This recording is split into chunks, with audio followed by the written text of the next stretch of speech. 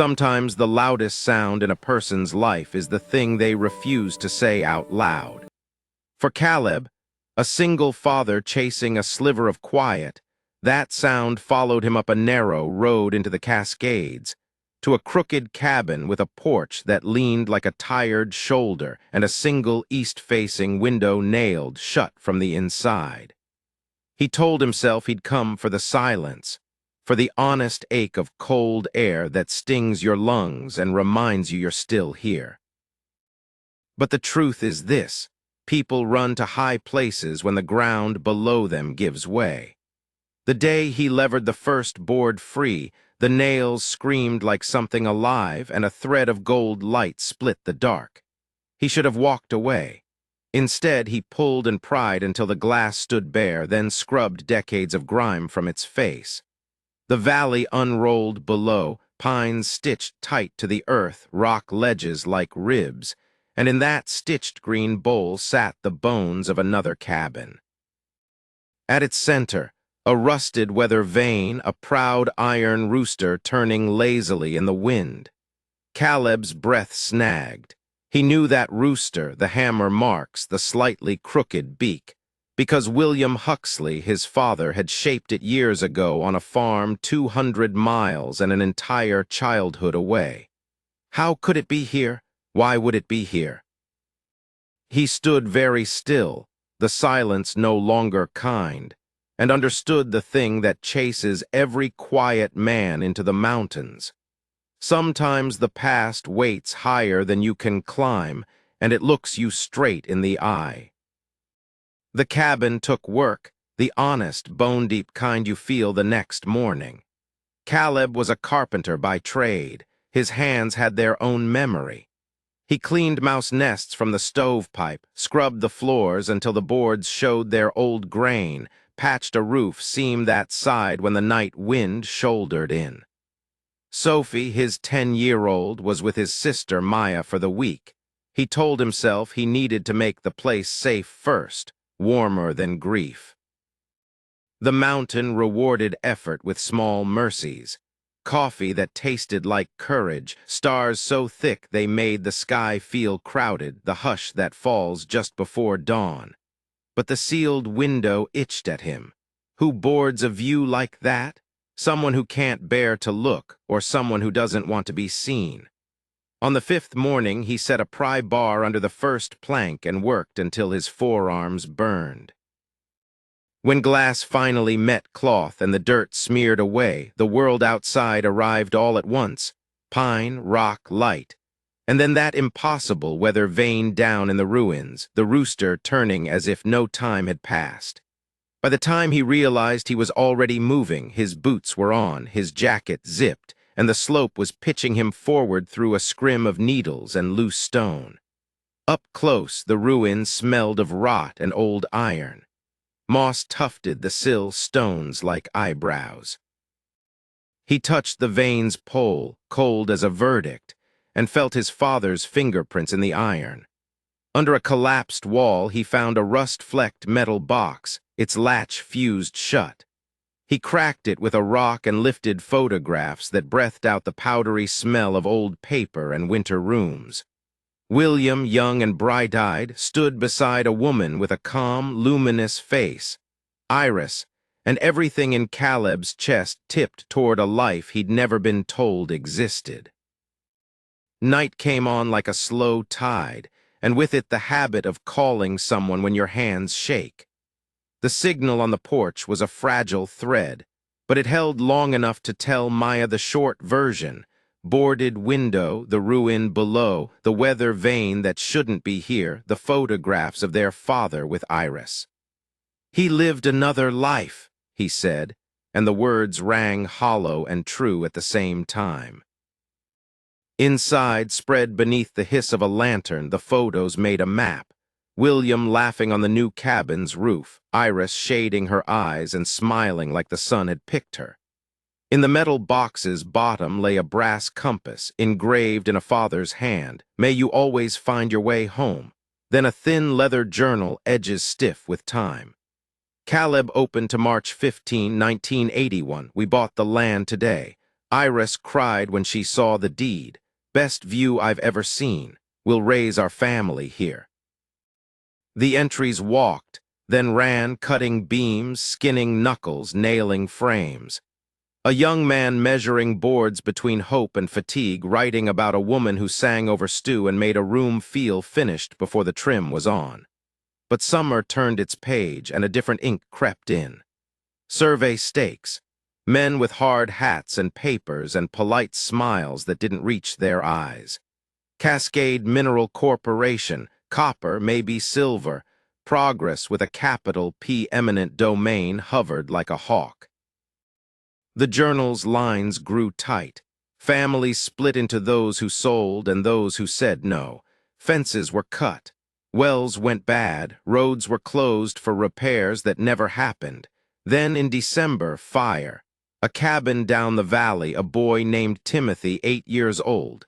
The sheriff called it a bad chimney. The handwriting after that lean, as if the weight of it pulled to one side. After the fire, the journal's entries shrank, like a voice whispering in a church where the dead are sleeping. Chopped wood, fixed roof. Between the lines, Iris unraveled. He wrote it plain. She blames herself, can't sleep, hears footsteps that might be men or wind. The families who'd held on began to fold, a coalition thinned to 3 names and a prayer. On March 5, 1982, Iris left. No slammed doors, just a note that said love wasn't strong enough to survive what the world does to people. By May, William wrote, leaving tomorrow, sold to the company, sealed the east window, don't ever want to see that view again. The rest was blank. In the thin light of very early morning, Caleb drove down the mountain until reception returned and chased records like a man running after a hat in a gust. Defunct corporations, environmental rulings that pulled profits ladder away, parcels flipped and devalued, a paper trail that kept circling to William Huxley. He searched Iris without a surname and found what nameless women leave behind, echoes. A grainy clipping of her speaking at a community meeting, Iris Morrison, jaw set with quiet fire. An obituary for Virgil Atrix put Caleb's truck on an old ranch road by breakfast. Dorothy Atrix met him at the door with a towel over her shoulder and eyes that had seen winter's stack. She laid out a cardboard archive, newsprint, Polaroids, grief pressed flat. The company swore they weren't behind the boys' fire, she said, and the sheriff swore he believed them. In a photo drawer, Caleb found a ring engraved WH+IM. They meant to marry come spring, Dorothy murmured. But spring never forgave winter. On the way back to town, a thread caught Eureka, California, a map in the journal, a rumor that Iris had gone north along the coast. The mountain behind him, the road curling like smoke, he felt the old certainty loosen. Sometimes the story you've been living isn't the story you're from. Storm weather moved in like a closing hand, first flurries, then the heavy hush of a world padded in white. Trapped in the cabin, Caleb turned the table into a detective's altar. He worked the timeline until it fit tight. 1981, love, land, the build. December, fire. March 82, Iris leaves. May, William seals the window and sells. By winter, William meets the woman who will become Caleb's mother. But another thread tugged. A photograph from late fall, Iris in a coat that hung oddly, one hand low over her belly as if guarding a candle from wind. He climbed back down to the ruin in snow up to his shins, breath loud in his hood, and found a hollow behind a loose board in what had been the bedroom wall. Inside a waterproof sleeve lay a letter that never found a mailbox, dated May 1985. My dearest William, Iris had written, I left pregnant. Her name is Polly. She has your way of looking at the world. I wanted to tell you, but the mountain was full of ghosts and I was one of them. I hid this where we used to hide notes. If you ever come back, the letter trembled in Caleb's hands. If William boarded the window in May '82, did he ever return to find Iris's confession 3 years later? Did he learn he had a daughter and choose silence to protect a new family? Or did the letter sleep in the wall, waiting for the wrong son to read it 4 decades on? When the road finally opened, he photographed everything: journal pages, ring, compass, letter, and drove to town, where Maya hugged him hard at the door and Sophie climbed him like a tree. The next morning, Caleb sat across from a private investigator named Patricia who moved through records the way a good surgeon moves through flesh. Days later, she called. Polly Morrison, born December 18, 1982 in Eureka. Father listed unknown. In 1987, Iris married Kenneth Whitmore, a schoolteacher. Polly later took a married name and taught 5th grade in Washington State. "I can reach out gently," Patricia offered. Caleb wrote a letter that told the truth without knocking anything down he couldn't rebuild. 3 quiet weeks crawled by. Then a Washington number lit Caleb's phone, and a careful voice said, "This is Polly." The words after were a bridge built carefully across a canyon. Her mother had died when Polly was 12. All she'd ever been told was that her father didn't know. They agreed to meet where stories most stubbornly refused to die, on the mountain, in the cabin that had taught 2 generations what silence can cost. Caleb cleaned like a man preparing for a guest who might also be a mirror. He laid the artifacts on the table with reverence. The photos of William and Iris when joy still fit. The compass engraved with a grandfather's wish. The ring that had waited a lifetime for a finger. The journal that carried a young man's weather. The letter that had taken the long way home. When a car finally rumbled into the clearing, the woman who stepped out carried Iris's eyes and William's posture, the steady way of standing that says, "I will not be pushed by every wind." Her husband, Trevor, stayed close but quiet. On the porch, Sophie hovered in the half-light between shyness and wonder. Names felt both small and enormous in the air. Inside, Polly's hands trembled over the photographs. She traced the laugh lines at the corners of her mother's eyes, the set of William's jaw. "She never smiled like this in any picture I have," Polly whispered. Caleb told the story in a voice that tried to make room, not make sense. Surveyors, threats, Cascade Mineral, the Westfield fire, the note, the ceiling of the window, the sale, the decades no one mentioned.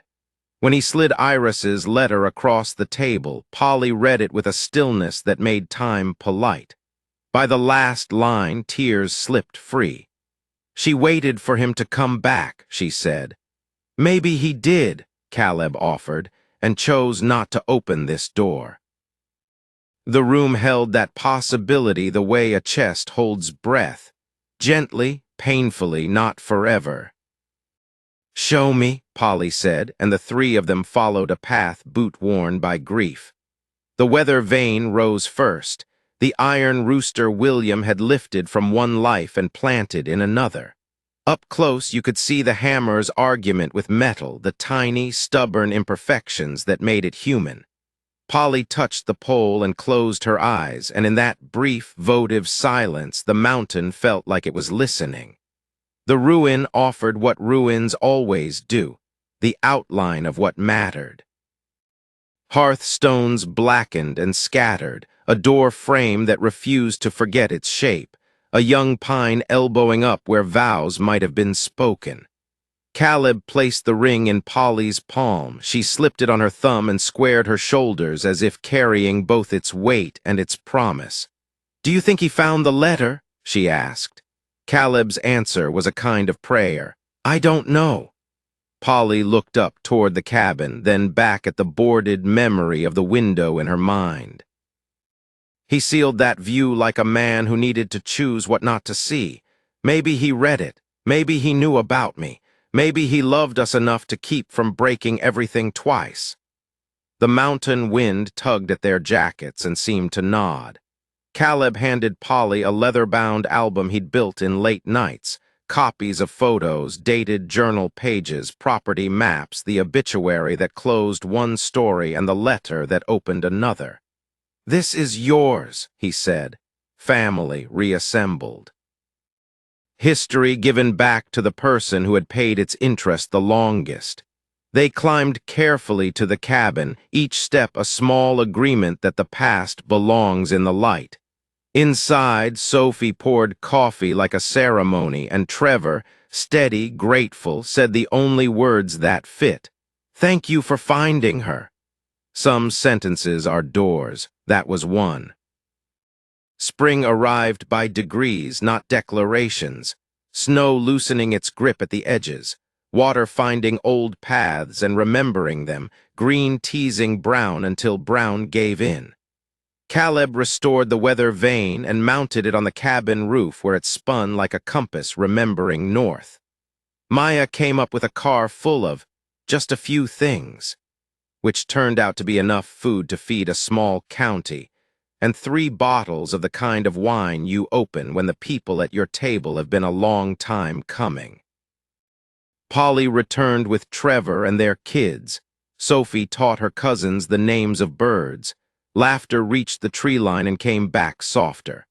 At dusk they ate under a sky that kept opening, and Polly stood with her glass and said a simple truth that felt like a benediction. "I grew up with questions. Tonight I have answers and a brother." Caleb looked around at faces warmed by firelight and thought of his father at this same elevation, a young man sealing a window against the valley of things he couldn't live with. "Secrets don't protect us," Caleb said. "They just make us lonely." Later, when the stars crowded close, he stood at the now-open east window and told the night, "I found her, Dad." The rooster above turned once as if to mark the moment. If you felt this story in your chest, if you believe some windows should be opened even when it hurts, follow this channel, tap the bell, and share this episode with the one person who always tells you the truth. Drop a comment with the moment that hit you hardest. Next week, I'm bringing you another true human story. The kind that finds you right where you are and shows you where home might be.